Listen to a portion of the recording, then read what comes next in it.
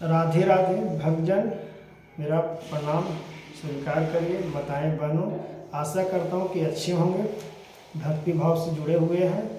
आप भक्ति को आगे बढ़ाइए और भक्ति भाव से करिए।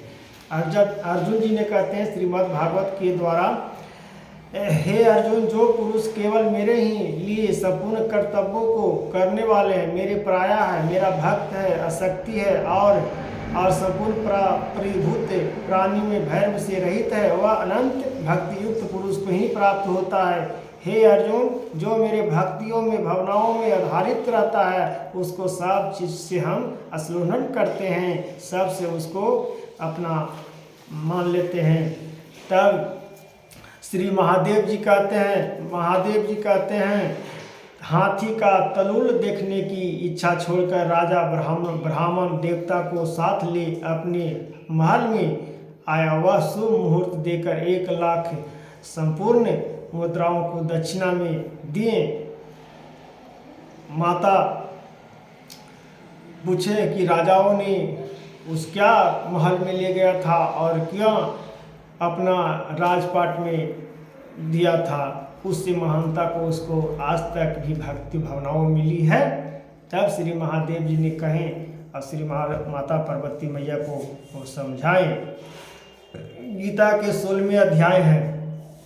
16वें अध्याय में कहा गया है, अभय आदि की श्लोक का अभ्यास कर ले। 16वां अध्याय के आधा भी श्लोक अभ्यास कर लें, उसका महान आकांक्षा को प्राप्त हो जाती है। श्री महादेव जी ने खुद अपने मुख से बोल रहे हैं और भक्तों लोगों को बता रहे हैं। हाथी को छोड़ इसी प्रकार से साथ बाहर निकल जाता। राजा ने हाथी बहनों से उसी मत गणराज का मधुसूदन बंधु खुलाया वे निवृत्त है, राज को सुख विलासनों से निर्धारित करते हुए अपने प्रेरणा को भक्तों को उद्धारित किए हैं और अपनी जगह पर अपनी महानाकांक्षा को प्राप्त किए हैं। राजा ये घमंडी नहीं था। राजा इतना उसका यह था प्रजा के लिए कि अपना क्यों न मेरा शरीर कटाने पड़ जाए, फिर भी हम अपना प्रजा को दुख कभी नहीं दे सकते हैं। किसी महाआकांक्षा और किसी राजा को देखे होंगे कि अपना प्रेरणा से नहीं, किसी को ही कष्ट पहुंचाने के लिए तैयार हो जाते हैं किसी को। इस राजा ने बहुत आकांक्षा, बहुत निर्बल, बहुत तेज बुद्धि के थे।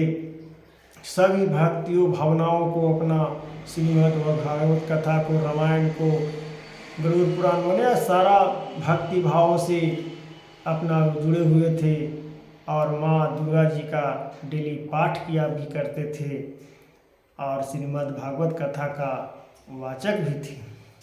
उस माध्यम से वो अपने राज में उसका सुख शांति प्राप्त हुए करते थे। हाथी के समान रहे थे, उनका शरीर भी भुजा भी था। सुकुल लौट आए काल के मुख से धार्मिक और खल के मुख से साधु पुरुष की भक्ति। राजा उस गृहराज को मुख से बचाकर निकल गया। नगर में आने पर उन्होंने अपने राजकुमार राजों पर अभिषेक कर दिया। स्वागत गीता से 16वां अध्याय का पाठ करने का प्राप्तित किया। 16वां अध्याय का पाठ करिए और अपना भगवान का भजन करिए। ओम श्रीमद् भागवत कथा की वाचन करिए। वह राजा ने अपना विचलित रूप से अपना आकांक्षा से भक्ति भावों से करने लगे। तभी भक्तजन ये आकांक्षा से भक्तियों को धारण करते हैं, मन कर्म वचन को धारित करते हैं। कहा गया है कि प्रेरणा दो प्रेरणा लो, जन शक्ति महान मन को भावो, भक्ति भाव करतम करत कीर्तन जाए।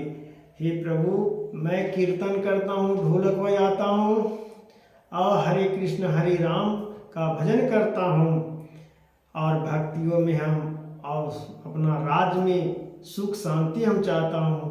हे श्री महादेव जी, हमको आगे का लक्ष्य बताइए और साधुओं को हम कैसे सेवा करें कि अपने राज को हम सुरक्षित रूप से रखें। तो भक्तजन इन आकांक्षा से, महान भक्ति जनों से अब पता चलता है कि भक्ति भावनाओं को अंदर में कैसे पैदा किया जा सकता है। इसलिए महान शक्ति अपमान को अपना निर्णय और अभियान तक से महान आकांक्षा को प्राप्त किए। तो प्राप्त के धारणों से मन कर्म वचन को प्राप्ति में जोड़िए और मनुष्य लोक में अपना आकर्षित जगह बनाइए। हे राजो, राज करो राजो राही, मन क्रोधित किसी अपेक्षा। राजा को का नाम है कि किसी की अपेक्षा क्रोध अत्यंत न करिए, अपना भक्ति भावनाओं से महाआकांक्षा से जोड़िए। अगर महाआकांक्षा से भी नहीं जोड़ते हैं तो अपना भक्ति भावनाओं को रखिए और किसी की अपेक्षा मन को क्रोधित नहीं करिए। हे राधे, राधे राधे नाम लीजिए। राजा ने उसी मार्ग पर चला, फिर उसको एक दिन मृत्यु लोक जाना पड़ा।